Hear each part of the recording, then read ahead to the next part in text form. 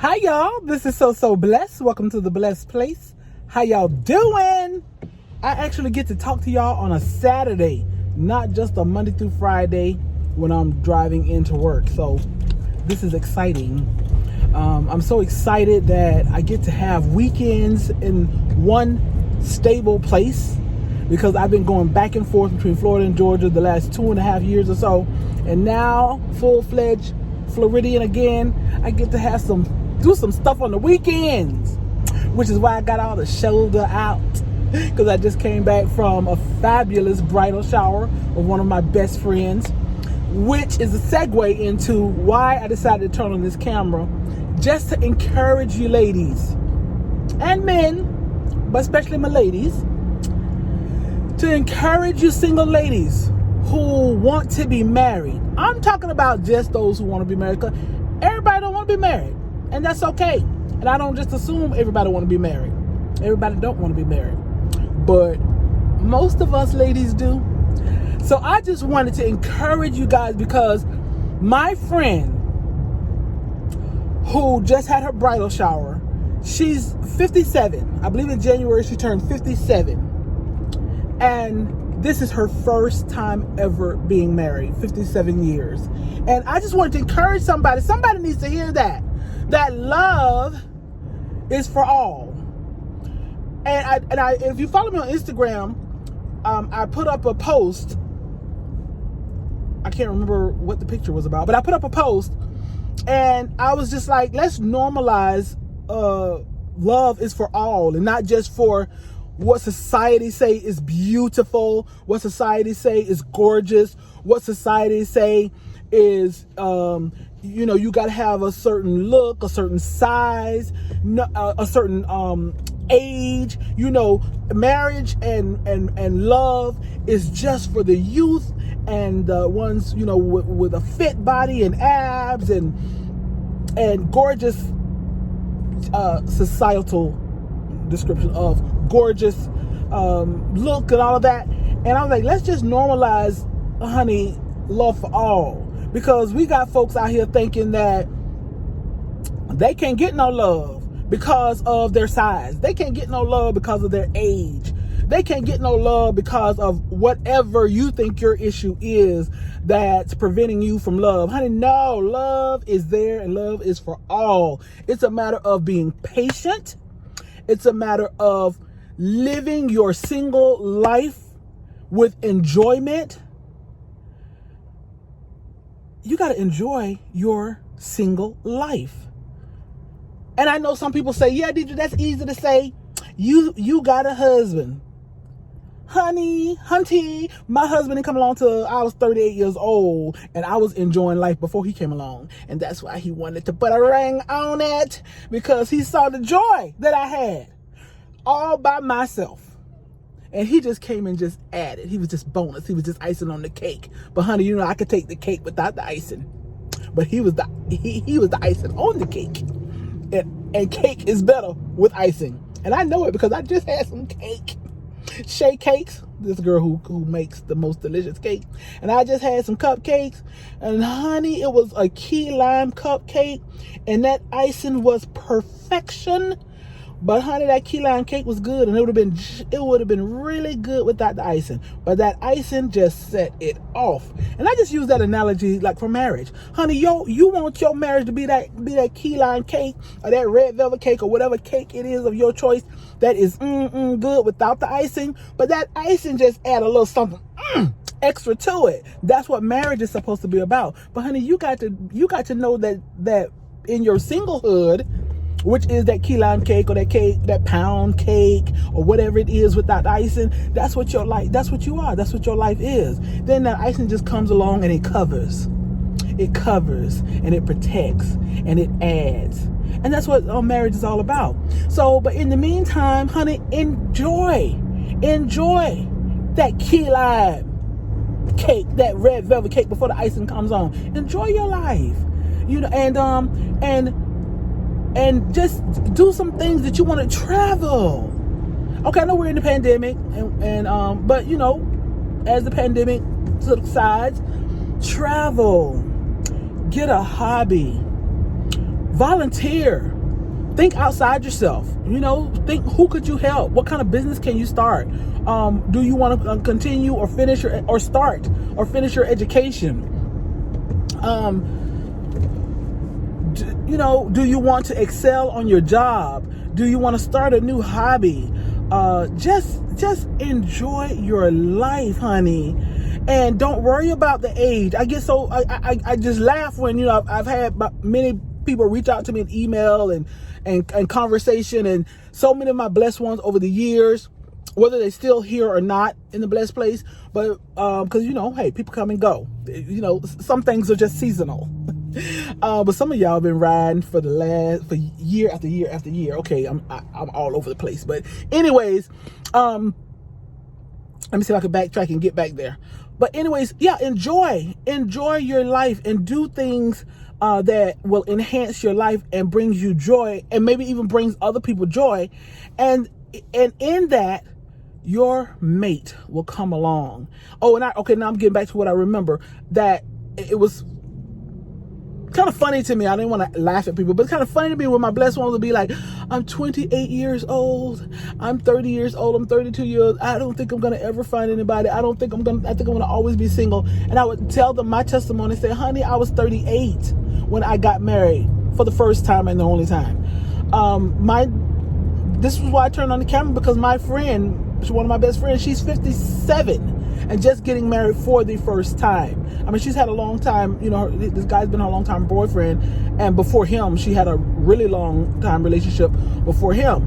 So she's been in this long term relationship, but this is her first time ever marrying, and I'm so happy for her, and I'm so proud of her, and I'm so thankful, for her. I'm thankful for the fact that she's getting what she wants, to be that wife and to have that husband. And I just wanted to encourage, somebody needs to hear this. All the rest of y'all might not need to hear this, but somebody, one of you, needed to hear this, because you're 47, you're 48, you about to turn 50, and you think that it's over for you. I give up. There are no good men out there, honey. That is a lie straight from the pit of hell, so that you can take anything from these men. That lie tells you that there are no good men out there. So I better take anything, and I better do anything, and I better allow anything, because there are no good men out there. So I better hang on to this one that ain't treating me well. I better hang on to this one who doesn't work, but at least he cooks. I better hold on to this one. Now, if you feel he's worth holding on to, he's treating you well, he's growing. He's not where he was. He's not quite where you want him to be, but he's definitely not where he was, and he's worth hanging on to. Hold on. Yes, but some of these men, y'all know you don't need to be holding on to. And you're holding on to them that your real blessing can't come. You're asking God to send you a husband. God to send you a husband? I'm going to send you a husband, and you got this one that ain't treating you right, ain't treating you well. You basically taking care of him, and he in the way blocking your blessing. Okay, I ain't mean to go to y'all. I'm sorry. Anyways, I just want to encourage you. And then lastly, if I have some married ladies who are listening to me, you're married. Hey, he put a ring on it. But perhaps you can use some marital advice. We had a little game where we had a card, and we left the bride some marital advice or well wishes. And y'all know me. Y'all know I took that opportunity to give some advice. And see if I can remember. I told her to always laugh and have fun. Laugh and have fun with your mate. Some of y'all used to laugh and have fun, and the cares of this world done got you down. Perhaps even your husband hurt you. Or perhaps your job, you having the worst time at your job, or either your job let you go. You put so much into your job, and they let you go like you were not even worthy or valuable. Perhaps your children acting up. Perhaps you're taking care, we're at that age where we might be taking care of our mom and our dad. I don't have to take care of my mom, because my mom still takes care of me. But perhaps so much has worn you down that you no longer having fun in your marriage. you're no longer happy, you're no longer having fun. But you gotta have fun in your marriage. You gotta enjoy your marriage. You gotta still laugh in your marriage. This was number one. I told her. Number two, I told her, of course, it sounds cliche, but it's true. I said, always pray together and keep God first. Always pray together and keep God first. If you got a man who don't want to pray with you, or don't believe in that praying together, or don't believe in praying at all, honey, there is power in the praying wife. And that's what I told. There is power in a praying wife. Pray for your husband, but better yet, pray with your husband. But if your husband don't want to pray with you, you pray for him, because there is power.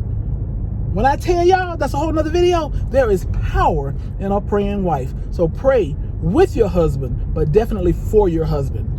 Another thing I told her was, what other married advice I told her? I said, I keep people out your business. Keep people out your business. I know we have best friends, we have sisters, we have moms. We want to air our grief. We want to, I'm not saying you can't have a confidant, but keep people out your business. Keep people out of your marital business. And people want to tell you what you should and shouldn't do about your husband. Ain't nothing wrong with wise counsel. Just make sure it's wise counsel.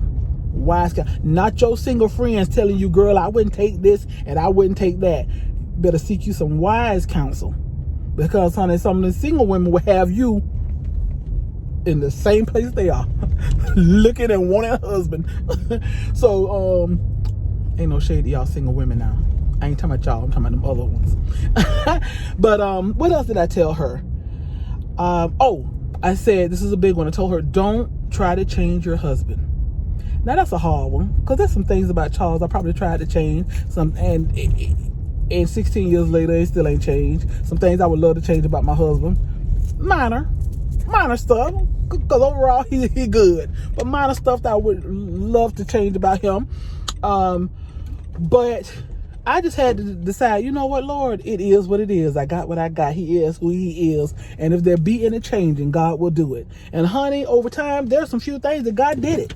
But I wouldn't doubt if he probably praying for me too. And the Lord changed this, and in time God changed me too.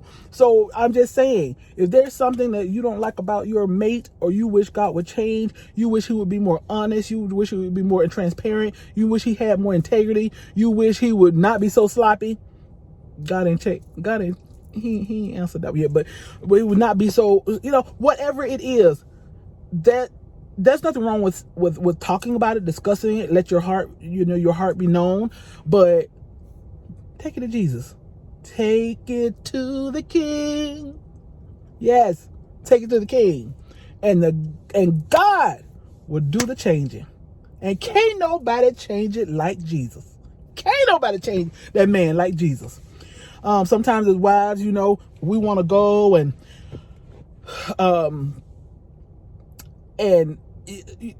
like, say we want to go and I guess reciprocity. That's what I'm trying to say. If he junkie, you say I'm gonna be junkie too.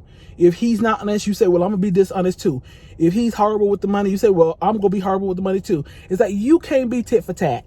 You can't be tit for tat in a marriage. You do the more excellent thing and take it to the King and watch God work. Okay, you guys, I think there probably a few other things, because there were 7, and I can't remember what all 7. I think I probably ended in, I don't know if I ended it in enjoy your marriage. I think I might have ended it, in telling her to really enjoy her marriage. Sometimes we enjoy the dating stages. We enjoy the honeymoon stage.